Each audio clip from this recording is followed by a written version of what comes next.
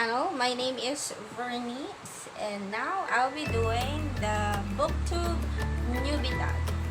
So basically, Booktube Newbie Tag is a set of 10 questions that will enable the newbie YouTuber or booktuber, which is me, to tell you about myself and the channel that I want to create. So let's start it now. So the first question is, why did you start this channel? So I start this channel because I have a lot of time in my hands at the moment. So because of the pandemic, my job, which usually starts June every year, is postponed until August 3rd week. So I have a lot of time to actually mull things over. I have a lot of time in my hands to do a lot of extra things. And booktube is something that I really want to try because jaran, I like books. And I love reading them. Number 2, what are some fun and unique things you can bring to booktube? Fun and unique things. Let's focus with unique first.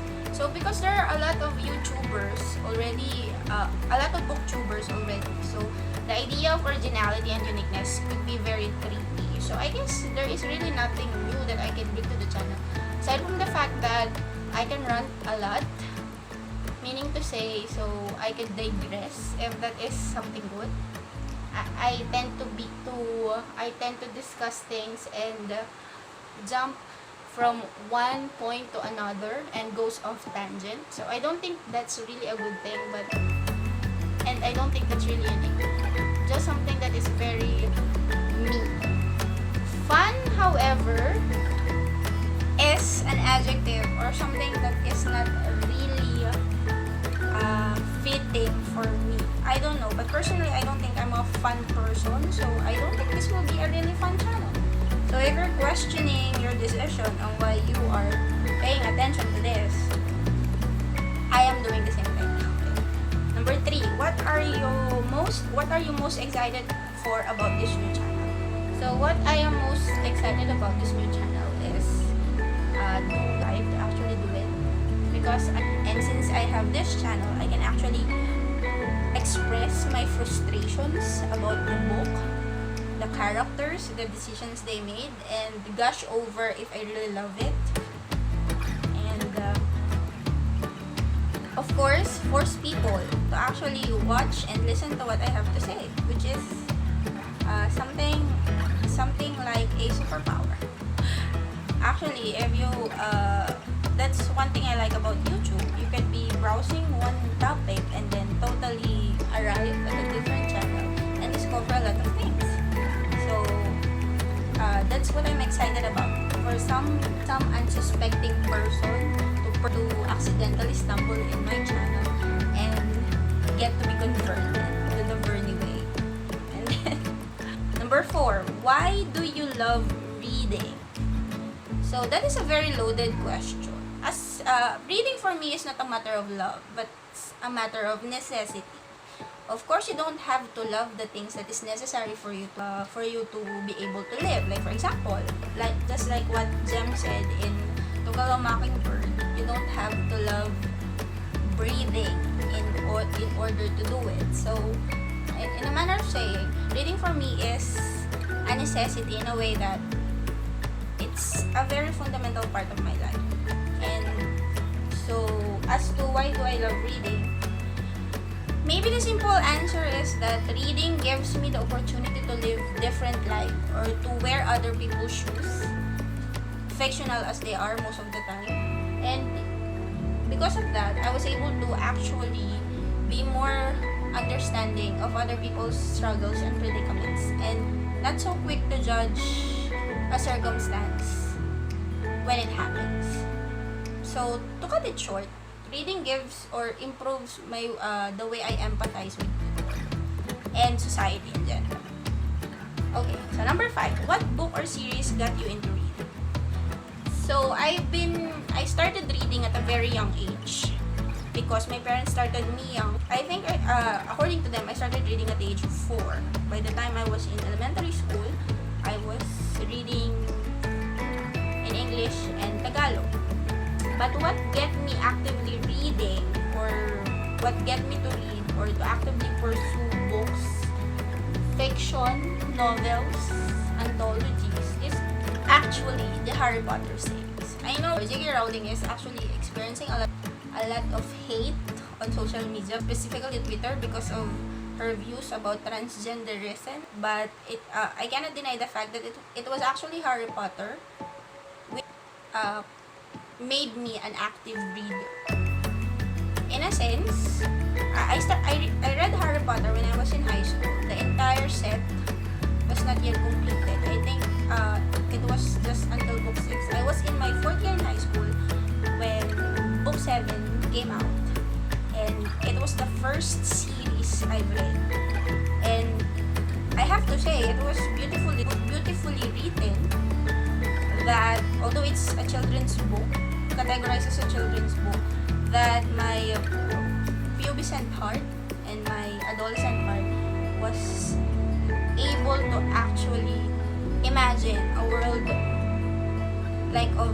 like Harry Potter. And from that point on, I started reading fantasy, and then I moved on to YA and so on. So Harry Potter is the first series that got me into this. What questions would you ask your favorite booktubers? My favorite booktuber, by the way, is Read with Cindy Pham. Actually, it was her that inspired me to start my own YouTube channel, because her rants, her reviews are on point. Although some of the books that she actually read and reviewed, I haven't read some of them, but the way she actually reviewed it made me want to read it for the juice and for the tea that she always mentioned in her channel. So I wanted to ask her is, there's a lot of things that I want to ask her, but nothing really comes to mind at the moment. Maybe I would like to ask her how she choose the books she reads. Because some people actually check Booktube, other Booktube channel, and recommendation for the books that they want to read. I, however, have this mentality that when someone recommended something, I would put it last. So when I was a student, especially in the teacher classes, I often asked my teachers to give us a reading list beforehand, because the moment that they commanded us to actually read it, I lose interest in reading it. I want to ask Cindy and other booktubers how they choose the books they read. Is it by luck? Is it by destiny? Did the book choose the reader? Did the reader choose the book? So that's it. I think that's just one question. That's one question I would like to ask. Number 7. What challenges do you think starting a booktube channel will be the hardest to overcome? What challenges? I think if you have a channel, if you have an avenue to express, of course you need people to listen. Otherwise, it totally defeats the entire purpose. The challenge is to get people to actually invest precious time in watching your videos. And for someone like me, who is this far off the spectrum when it comes to fun and engaging, I think that's one of the challenges, to actually, encourage people to listen, to watch this face, hear this voice, to talk about things that concern them not. So I think that's one of the challenges. And of course, with the idea that this video actually reach people, or am I just speaking in a void? Am I just speaking to myself? And another is, of course, the anxiety. Are you being made fun of? Because people can be very mean in the internet. The hardest. Oh, and of course, learning how to play with the camera so that it won't be so awkward. So this is the first time I'll be filming myself, so you can understand the awkwardness, and I'm trying my best not to cringe at the moment. Number 8, when did you start reading? So as I mentioned earlier, I started reading at a very young age, maybe 4. But those are story selections from books, from textbooks. at age 9, I read my first novel, though I didn't really understand it. It's Catcher in the Rye by J.D. Salinger. I found it lying around in the library of my old school. So I started browsing it, read the words, and I realized that a lot of the words in Catcher in the Rye, because it was written in the point of view of this angsty teenage boy, is a lot of cursing. So I learned to curse in English at a very young age as well. So there. But I started to actively read and read novels after novels at the age of, I think that was on my second year in high school, when I met this underclassman who introduced me to the Harry Potter series. So I was 14, the first book I read of the Harry Potter series was actually Goblet of Fire. I read it 4th book backwards. 4th book, 3rd book, 2nd book, 1st book. So it gives me the challenge of actually anticipating what happened, recalling the events in backward chronological order, and so on. So there. I started reading actively at the age of 14. And then, here we are. So, where do you read? I usually read at home, at the comfort of my bed, on the sofa. Always bring a book with me whenever I go out, even if I'm going out with friends, because I am afraid of not having anything to do when the time is dead. So, there. I read anywhere. I don't mind the noise, really. I can withstand, or I can concentrate reading a book even if it's noisy, because if the book is good enough, I don't mind the outside world. So I'll just read if I want to read. And then number 10, what kind of books do you like to read? The kind of books that I like to read varies. When I was younger, I liked to read fantasy books. So I started with the Harry Potter series, and after that, I didn't read YA. I started reading YA when I was in college. When I was in high school, after the Harry Potter series, I binge read Sidney Sheldon's books, because Sidney Sheldon has this, he writes feminist characters with the right amount of vulnerabilities and strength that inspired me to be a feminist myself. Although at the moment, looking back or trying to remember the characters, they are not really the ideal feminists that I started to be. So I read Sidney Sheldon's fiction. So Sidney Sheldon was my, as a matter of saying, jam in high school after the Harry Potter series. In college, I started reading a lot of YA, but it's actually fantasy YA. So I read Vampire Academy by Michelle Mead. Okay. So I read Vampire Academy because of the strong female lead, Rosemary Hathaway, I believe. I also read the Twilight Saga when I was in 4th year, because that was the year that the Twilight movies came out, or the Twilight came out, and it made such a hype that one of my classmates bought the entire book, and the books are thick, and I started reading them. But they didn't leave that much of an impression, because during then, unaffected by all the Twitter cloud hating on the series, I find the character of Bella Swan very weak. Weak in a sense that he's just a boy. I mean, Edward is just a boy, a guy, an old guy, and aside from his sparkling skin and superhuman strength, given that he is a vampire, it's basically basic boy, basic sad boy. So there. Now, the kind of books I like to read are more of classics, because my line of work demands that I read classics so that I can, discuss this with my students.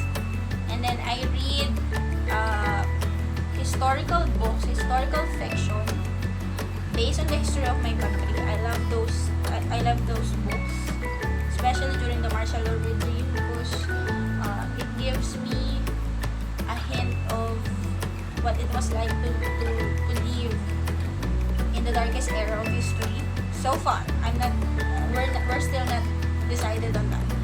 I mean, the era that the country is in right now could be darker, but that's just me speculating. Anyway, so I read non-fiction. I read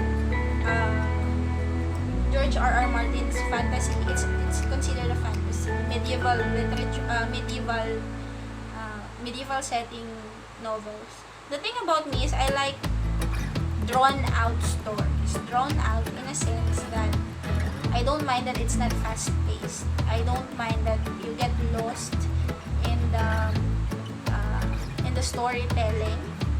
Although I don't want it to be so very drawn out that I start to get bored.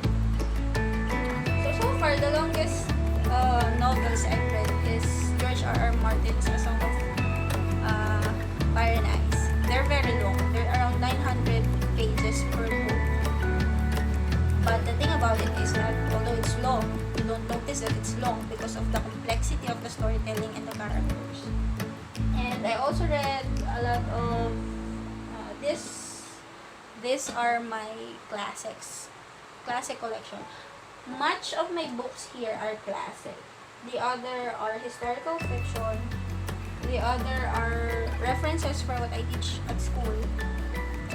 I have YAs as well. I also read books in my vernacular, Tagalog. I tend to be very picky about books written in my vernacular, which is Filipino or Tagalog. So here in Quezon, we speak Tagalog. So there, that concludes our Booktube Newbie Tag question. So I hope that I gave you a hint of what I'm about to do in this channel. I'm gonna wreck this channel and direct your minds in the process. Kidding. So I hope that this does not traumatize you, and you'll be back for more as I gave you my take on the books I read, movies I watch, things I listen to, and so on. So this has been Vernie. See you again next time. Goodbye.